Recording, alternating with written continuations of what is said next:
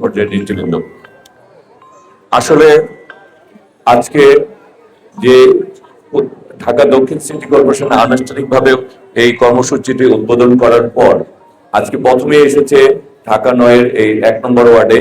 এইখানে আজকে যারা আমের টিকা দেওয়ার জন্য আমাদের এখানে মা তাদের সন্তানদেরকে নিয়ে এসেছেন। হ্যাঁ, এবং আমার মনে হয় যে এইখানে যে স্বাস্থ্য মাতৃ সদনটি, নগর মাতৃ সদনটি রয়েছে, তারা খুব সুন্দরভাবে এই এলাকার মানুষকে তারা সেবা দিয়ে চলছে।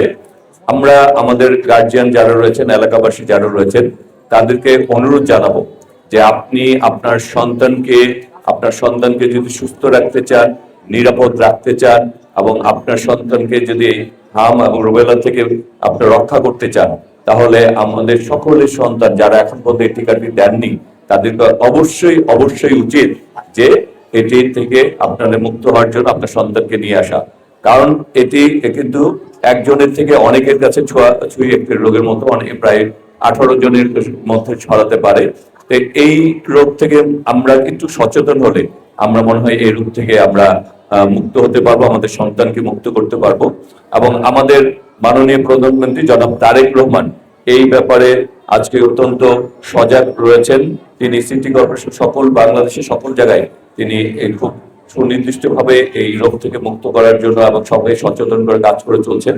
সুতরাং আমরা মনে করি একজন অভিভাবক হিসাবে আমাদের দায়িত্ব আমার সন্তানকে এই রোগ থেকে মুক্ত করা, এবং আমাদের সবাইকে এই ব্যাপারে আরো সচেতন হবেন।